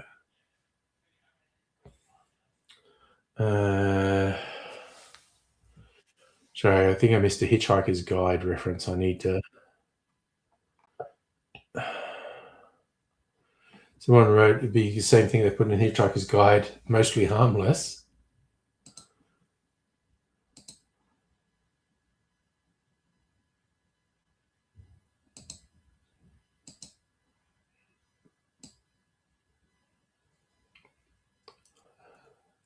Nice. Second top viewer. Secret information. Honey, you work in Footscray. Get out of there at 7. Still reasonably safe. I mean, it is reasonably safe these days. Some misadventures happened, to be sure. Right. Fucking getting distracted. Make a label with the date on it.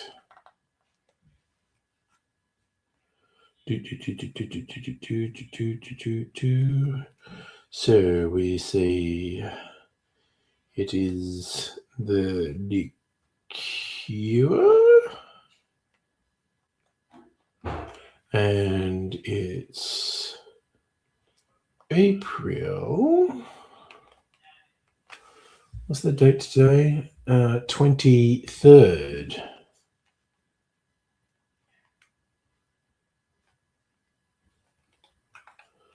Print.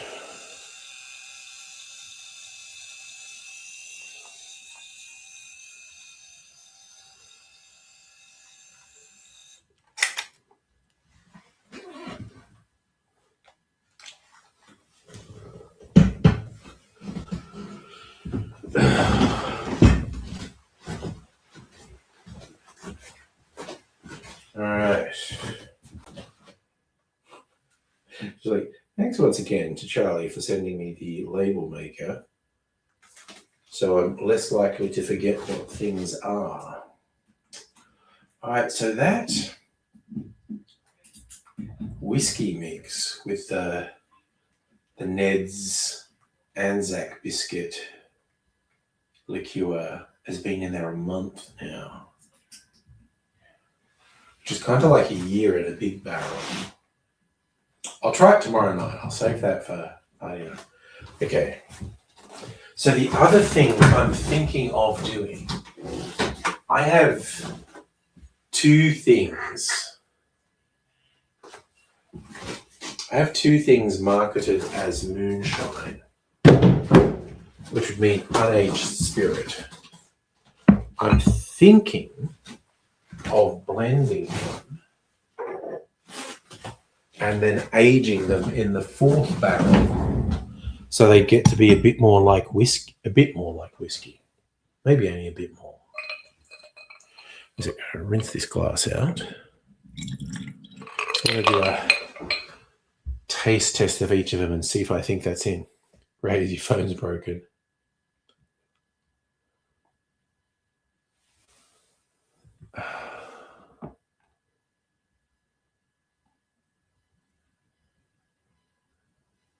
Oh, you gonna thank me for going over to the snow one? I mean,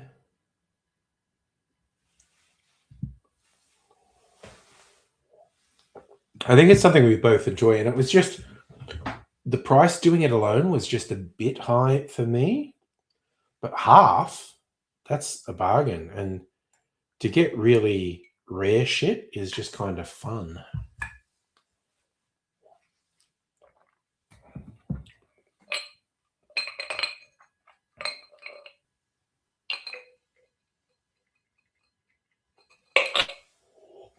Okay.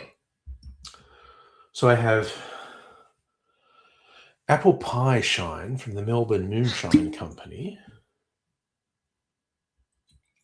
It's got color to it. Okay. Whereas this one, Martha's Moonshine,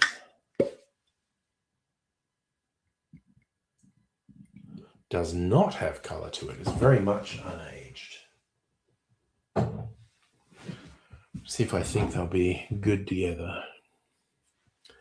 Honey, Africans seem to realize they may as well settle down. So what was that? I feel like I missed a story. You had things boiling over, a turf war between meth heads, drunk or wasted Africans. Africans were winning. One pulled a knife on a cop and was shot dead. Yeah, you don't want to do that. You really don't want to do that. Oh yeah, that's the whole thing. Like every quarter, we get 2 rare bottles. We get to split them. It's like, god damn. I keep unusual bottles. So like I've kept quite a few of the Starwood bottles with the painted things. And it's just every now and then if I get a bottle that's an unusual color or shape or whatever, I throw out 90% of bottles. But the fact that I've been keeping some bottles for 5 years means I actually have a lot of bottles at the moment.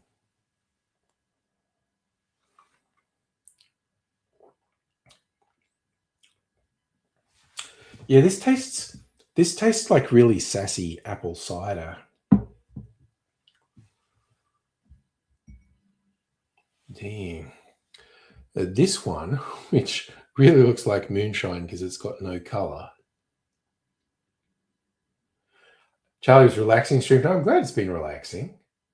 I certainly wanted to have a fucking chill time. Pottering around doing housework, nice.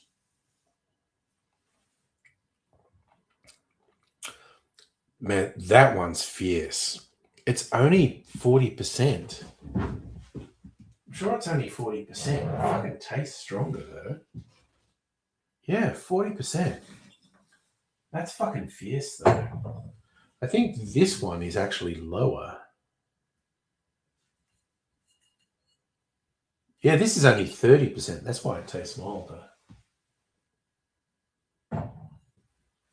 So yeah, I'm thinking combine those two, put them in a barrel for somewhere between 1 and 3 months, so they come out tasting a bit more like whiskey. Yeah, see, this is the thing. I like this, Charlie. I like the streams to be like oral wallpaper, something to just accompany. Race too tight to be energetic. 8-hour shifts. 2,000 rostering 2,000 guards. Oh yeah. Okay, Anzac Day weekend. That's going to be a hell of a thing.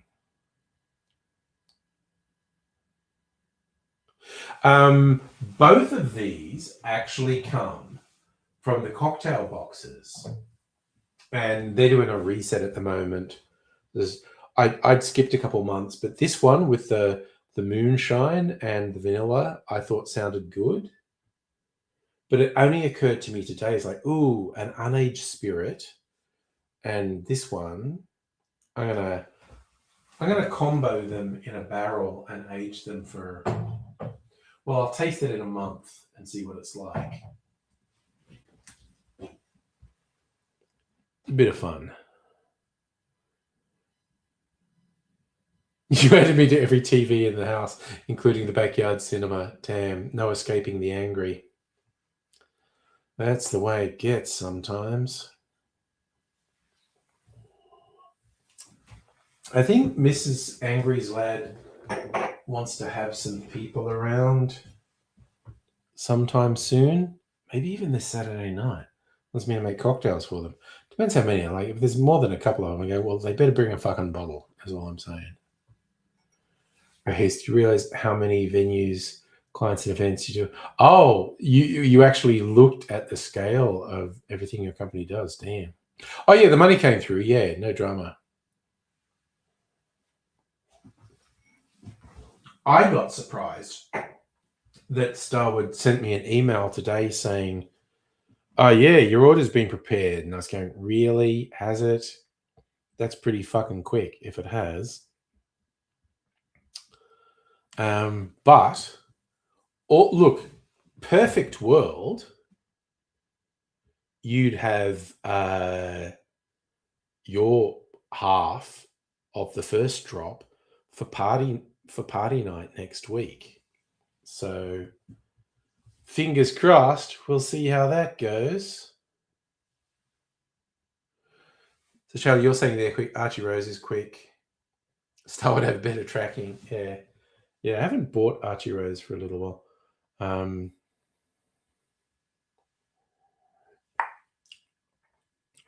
Yes. Whoop, whoop. That would be good timing if you had it for party night next week. Hell, if Starwood are telling the truth with having the order ready, I might have it for party night tomorrow night. We shall see.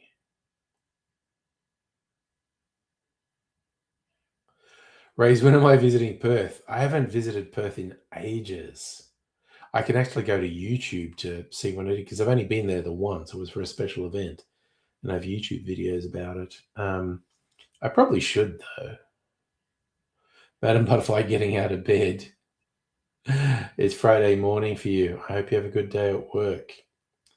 And you can tell us about it more on party night. Yeah, Madam Butterfly said hello at the start of the stream. I think she's just been chilling.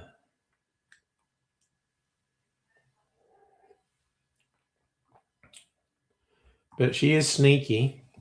You gotta watch out.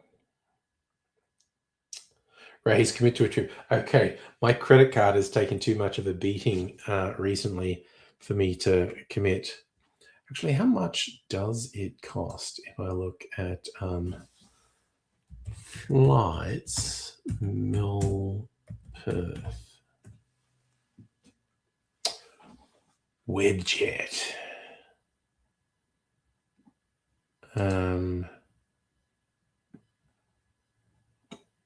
Melbourne to Perth, search.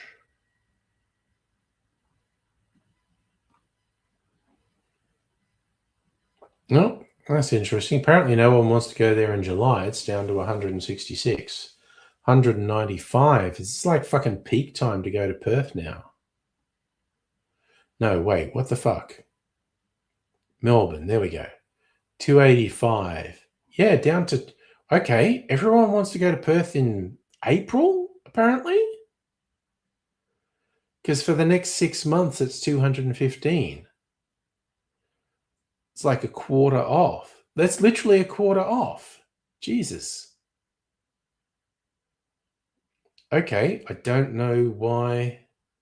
And that's one way. Wait. What about return?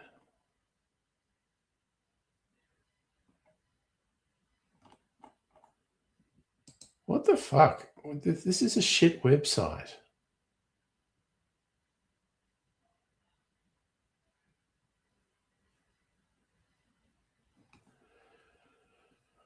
What the fuck is this about?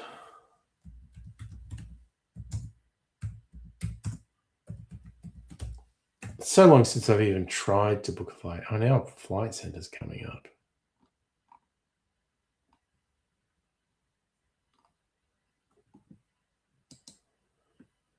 Melbourne to Perth. Yeah, okay, $285 in April for some fucking reason.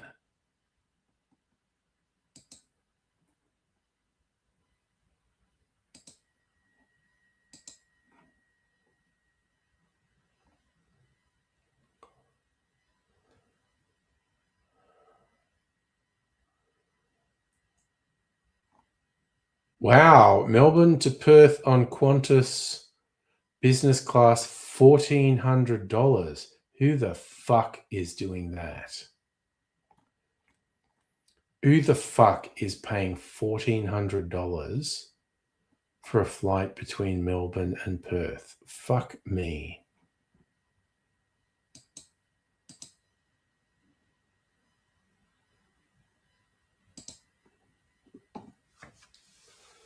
Damn.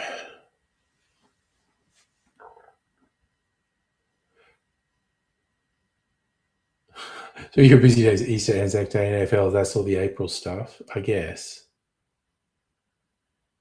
Oh, Man and Butterfly, you actually went to sleep. Okay, fair enough.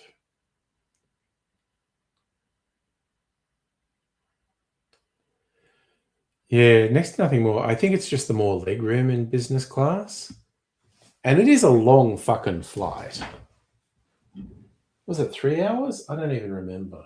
Right, I'm going to pour some of this on the orange peel. Give Mrs. Angry a bit more flavor.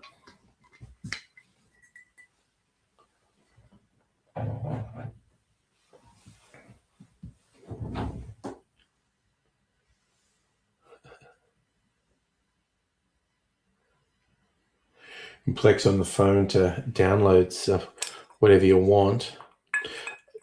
On one level, I'm almost sort of into limiting stuff on a flight. Like, okay, what are they showing on the flight? Because that maybe pushes me into watching something I wouldn't otherwise. All right, so Ray's, you're saying it's 3.5, 4 hours, Melbourne to Perth, which is ridiculous. To spend that much time to stay within the same country is just fucking ridiculous. Unless it's above 5 hours, you don't really stress. Well, that's a good philosophical outlook, really.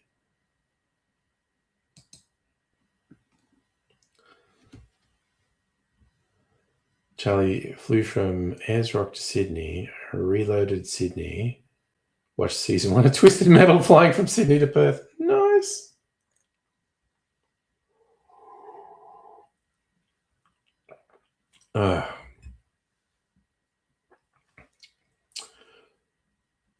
So yeah, finished watching The Pit with Mrs. Angry. We're working our way through Silo. We got one episode left from season 1, and then season 2. In my lunch hour, I've been rewatching Andor, because I just kind of got it inspired by people's little edits and video essays on YouTube. It just got me back to, yeah, Andor fucking kicks ass. And you're right, Charlie, the pacing of Silo is quite slow, but that's okay as well, because it's also quite dark. I'm kind of okay with the pacing of it.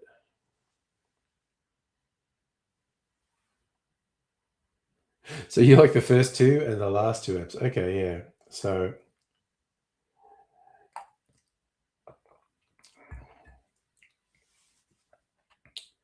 weirdly, there's a series of books it's based on, none of which are called Silo. The first book in the series is called Wool, as in what comes from sheep. So you like Silo more than Fallout, and you think season 2 is amazing. Okay, looking forward to that. Got one more episode of season 1. Fallout has its good points. I enjoyed Fallout. I don't love Fallout. I enjoyed it though. So you rate Silo much higher? Okay, that's cool. Because I'm enjoying it. They're setting up something quite complex, and it's like, well, come on, guys. Most of the season's been set up. We need payoff now.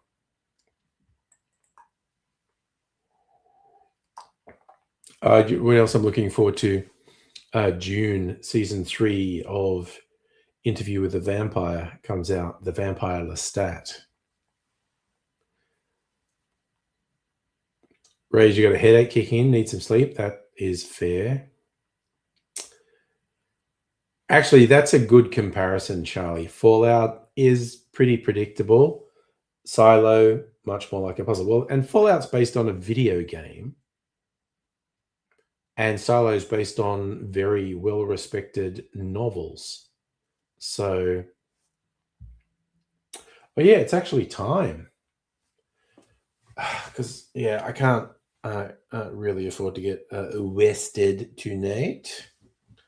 So I will bid you adieu and get ready for party night. And yes, ever worthwhile advice, Rays, don't eat yellow snow. Although I seem to remember an ad in 70s Penthouse magazines, which I think was for Galliano. Is in winter, like, go out and get some snow and sprinkle Galliano on it, and that's yellow snow. But make sure the first snow you get's white snow. Check on Bob's Burgers, getting the discs ready to sell. Damn, Bob's Burgers. I got to get back into Bob's Burgers. Frank Zappa song, don't eat the yellow snow. No. As the old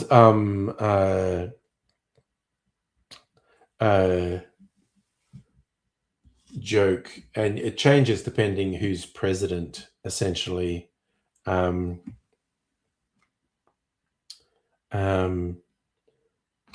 Winter at the White House, it's surrounded by snow,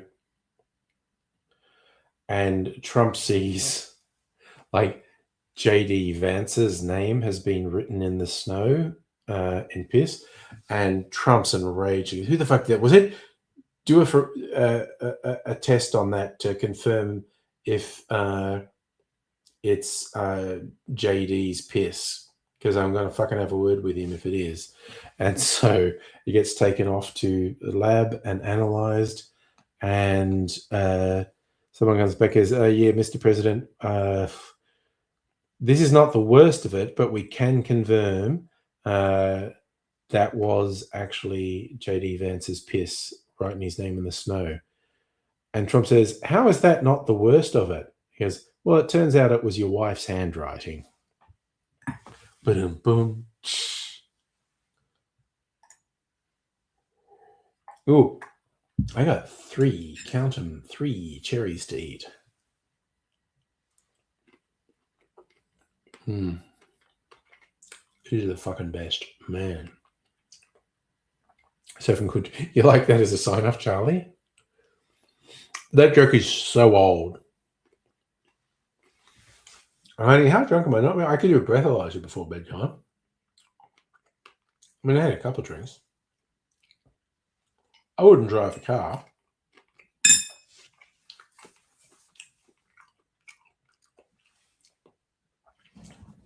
That's just my accent, honey. Well, okay. Few. We'll do a test. This seems to be fairly accurate, this breathalyzer. 5, 4, 3, 2. Deep breath.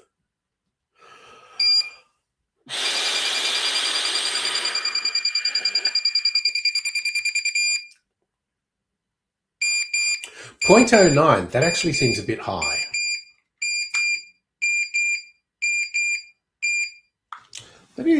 That's probably accurate. Slightly higher than I was expecting.